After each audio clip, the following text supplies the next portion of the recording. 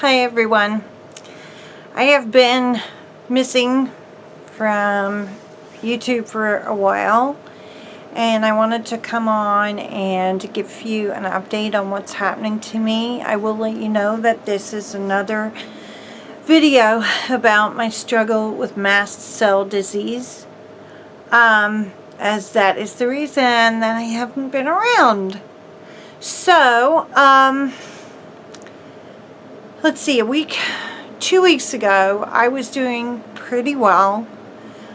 I can't remember if I told you guys that I had a portacath installed in my chest. I think I told you that in my other video, but I had a port installed. It was all going great. I was making the switch from having a PIC, which is a line in your IV line in your arm, to the port in my chest. Wasn't having any problems with it, and I was working on the massive rummage sale that we have here in our community. The rummage sale was Saturday, June 30th. I started working on it the Friday before, so I can't do the math, whatever that is, the 20-something. And I was there every day, Friday, Saturday, Sunday, Monday, Tuesday, Wednesday. So I think some of you will know this. I'm in charge of the craft section. I'm actually the only person that had, until this year, ever worked it, because it was a new section the first year that I started volunteering, and it was I've been doing that for 7 years. Okay, so I got to Wednesday, and Wednesday was the 7th. So no, Wednesday was the last day of donations.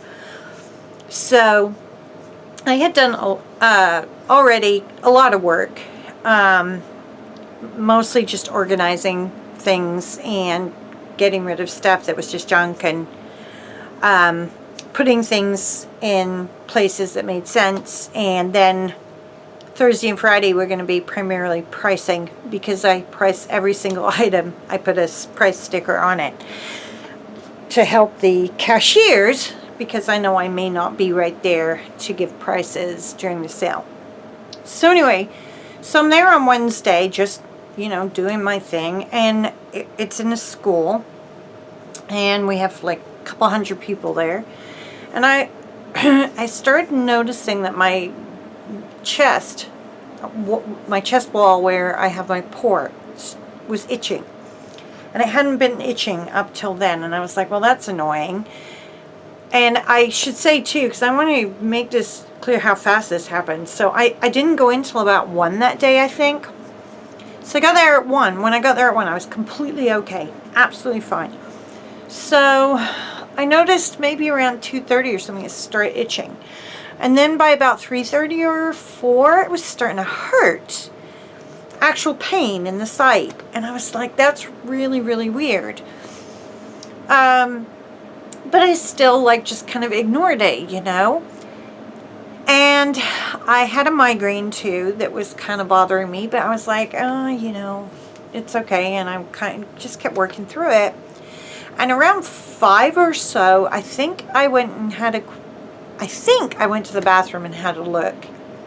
And there was redness around the area of my port. And that's when I first knew that I was in trouble. So somewhere around 5, I left and came home, figuring that I'd probably just get some antibiotics and I'd be okay again, and I'd be back the next day.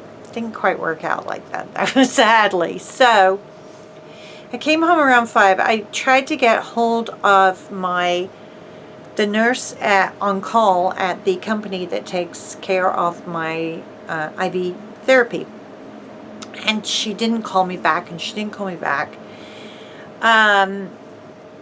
I know from experience that calling the primary care physician's office about stuff to do with IVs is not always the best way to go about it. They're not always particularly helpful. So anyway, I finally got a message back from the nurse on call, and she said, if you think you have an infection, you need to be seen in the emergency room. By the time I got that message, I was already prepping to go to the emergency room. Where I live, I have to go on a ferry to get to the ER. It's not a quick thing. Sorry, my daughter just stuck her head in the door. It's not a quick, easy thing. I took my temperature, and my temperature was 101, and my normal temperature is very low. I run like 96.5, 96.8 kind of thing. So for me, 101 was like, whoops, massive temperature. So I had a temperature. The redness was just growing like all the time. Just, it was amazing. It was growing rapidly, the area of redness on my chest. My husband works in Seattle. He hadn't got home yet. So I contacted him while he was on the ferry coming home and said, I have to go to the I think I ended up having to wait till he got home. And I said, I have to go to the emergency room, and I have to go like now. So we couldn't make it on that same ferry because we couldn't quite get it done fast enough to do the turnaround. So we packed bags, because I have learned from experience, when I go to the emergency room, I take everything with me, assuming I'm going to be there for at least one night. And I'm so grateful that I think that way. So anyway, so we both packed a bag, got on the next ferry, went to the emergency room. The emergency room was really busy, and I had told Chris, my husband, not to worry, that if the emergency room was busy, we'd be seen quickly anyway, because I could have sepsis, and sepsis is life-threatening, so I knew that would get us in fast, and I was right. So even though it was like crazy busy, within 15 minutes I was actually in the ER with a bed. And they took, blood cultures from my arm and from the port, both, and they started treating me with fluids and stuff. I started to have a really massive mast cell attack while I was there, which was awful. So the flushing is probably one of the worst I've ever seen in my life, on top of this infection going on here. But anyway, it didn't take very long before they said, we're going to admit you. It took until 1 o'clock in the morning or so to get a bed. So that was like 1 o'clock on the Thursday morning. So that would have been Saturday, 30th, 29th, 28th, the 28th of June. And then I was actually inpatient until Tuesday, the 3rd of July. So I was actually at the hospital 6 nights. I was on IV antibiotics the whole time. And they couldn't figure out what the infective agent was. So they were treating me with vancomycin, which is a very, very strong, like, broad-acting drug. And I did okay with it because it was IV, so it didn't upset my stomach or anything like that. But I found out just a couple of days ago, after being out of the hospital, that it's very bad for people with mast cell disease. So the last 3 days that I was there, I had terrible, terrible flares, and had to have a lot of medications. And I was just, I'm very grateful because I got really good care while I was there. And although they don't know about mast cell disease, they listened to me and what I told them, and I said, this is what I need, and this is what I need, and this is what has to happen, and then they did it. but it was those three attacks that I had. Attacks, they feel like attacks, were horrible. Absolutely horrible. And they lasted for hours, you know, and then eventually it's like comes down by itself. One interesting thing that did happen while I was there was that finally medical personnel got to see what happens with my blood pressure when I have a flare. Because I've been telling my doctors this for years, but this is the first time it's happened to that extent when I was hospitalized. And they started giving me IV medication to bring my blood pressure down when it got really high. And they like started with a 5 milligram dose of this medication, and it didn't even like touch it. And then they gave me 20 milligrams, which apparently is pretty strong, and still barely brought it down at all. So, okay. Sorry, that was my husband sticking his head in now. Jeez. Anyway, one of the biggest fears I have with my mast cell disease is that I'm going to have a stroke, because we cannot control my blood pressure. And just so you know, so what I'm talking about here, and I know I addressed this in my other video as well, the evening when I was getting ready to go over to the emergency room, and I assure you this is not because I was like major stressed out. I mean, yeah, I was stressed, but it wasn't anything crazy. My blood pressure was 250 over 150.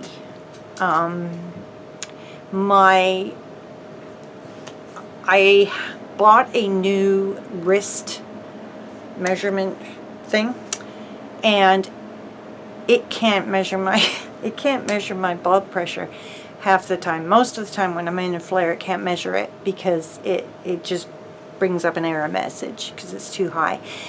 And my other machine couldn't do it either, and in fact I had to do it myself manually, which is tricky, but you can do it. So I know it was at least 250 over 150. And I didn't hit that high again while I was in the hospital, but I know I did get over, I think I got over 200. If I didn't, I got very close to it. And then I was like over 100, 110, 118. It was really bad. So I was in the hospital, like I said, for the 6 days. I needed to get my port taken out because it was infected. Obviously, you don't really want to just leave it there. But nobody wanted to do it on the weekend. So I ended up waiting till Monday, and then I got it removed. And I'm actually going to show you this. Oops, sorry, other side. Right there. And there's only a tiny bit of redness around it. Now, just so you know, the redness when I was in the hospital came up here on my neck a little bit, down here, all the way down basically to the top of my boobs, and then across. It was kind of a thing to see. Anyway, so they took that out on the Monday, and then immediately put in a PICC line, but I had to have the PICC line this time in my left arm because they didn't want to be anywhere near the infection on the right side of my chest. So this line has to go through the left side of my chest. So I'm back where I started. And they're like, oh, do you want to, like, as soon as your infection's finished, as soon as you're finished with the antibiotics, do you want to, like, get another port? And I'm thinking, no, not really. I went 2+ years with PICCs with no problems, PICC lines with no problems, and then I have a port for like 6 weeks or 8 weeks, I don't know, somewhere in there. And I'm in the hospital and I have like a really serious infection. Bad enough I have to be in the freaking hospital for 6 days. I'm like, no, thanks. I think I'll stick with the PICC for now. So that's where I'm at. Back having a PICC line. Whether it's because of the infection, whether it's because of the stress of the hospitalization, whether it's, because of the fact that I got vancomycin and I shouldn't have got vancomycin, Whether it's a combination of all those or whether it's got nothing to do with any of it, I don't know. But my mast cell's bad right now. Really bad. And I'm struggling physically, and I'm struggling mentally and emotionally. I am horribly, horribly depressed. My anxiety is through the roof, but they took me off of, I was taking anti-anxiety medication twice a day, and they didn't give it to me except if I asked for it in the hospital, and I didn't always think to ask for it, twice a day. And I just decided, no, I need to go back on that. Hopefully that will help a little bit, but my anxiety has been just through the roof. I am scared all the time. If you ask me what I'm scared of, it's like I don't know. I mean, most of it's just sort of free-floating anxiety, but I'm also scared, as I said, I'm terrified I'm going to have a stroke because of the blood pressure problem. I am scared that this is never going to end. I'm scared that we're never going to get this under control. I'm scared of trying to live like this. I'm scared of having to go back in the hospital again. I'm scared of needing to go to the emergency room. I'm just terrified. And I'm terrified almost all the time. It's like sometimes I hold it down better, but yeah, that's kind of what I live with.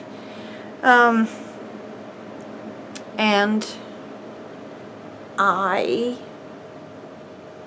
I'll try to remember to put something in the title of this video or something, but because I don't want to trigger people, but I will fully admit I'm suicidal, abso-freaking-lutely, because every time I have a bad flare, I just want to die. I desperately want to die. And it's not getting any better. And I'm running out of hope. I was talking about this with Chris yesterday. Oh, and this is another thing too. I mean, I've started crying. I'm like crying every day. And I hadn't been crying before. I really hadn't been crying very often, and now it's like I'm crying every day. And I was talking to Chris about it, and he wants me to make an appointment to go see one of the experts in mast cell, Dr. Afrin. It's very, very expensive to go see him. It's in New York. I think he moved to New York somewhere. So, it'll be like flights and hotels, and it's a couple of grand to see him and a couple of grand for tests and all that, but he says to go ahead and do it.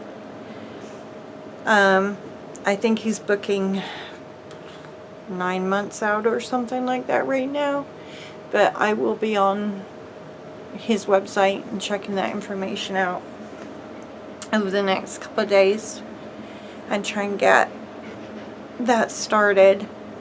Right now it's really hard for me to imagine even being able to... It's my husband again. I'm almost done, hon. I don't know why he's like being so silly. But anyway. It's really hard for me to even imagine being able to get on a plane right now. With the anxiety that I have. And with the frequency of the flares. It's really, really hard for me to see that happening.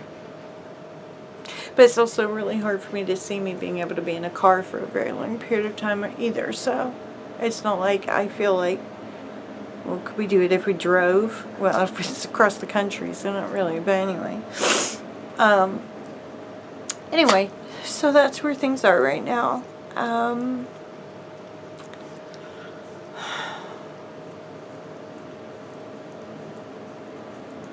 wish that I could give hope to other people who might be suffering with this, but I don't have any to give right now.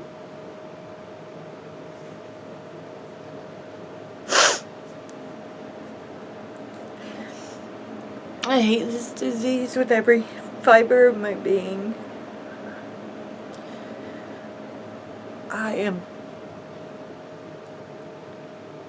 I have been asking why me a lot. And why do I have to suffer so much? And I'm feeling pretty sorry for myself. And that's the truth. Anyway, I better finish this because apparently there's some reason I have to go talk to my daughter and my husband because they keep coming to the door. I thank you in advance for your comments, for your kindness that I know I will get, and for your positive thoughts. And even your prayers, even though I'm an atheist and I don't believe in prayer, but that's okay. I'm always very grateful for anybody who wants to send me anything of any kind, including positive thoughts or prayers. Thanks so much, and take care, and hopefully I can give a more positive update soon. Bye.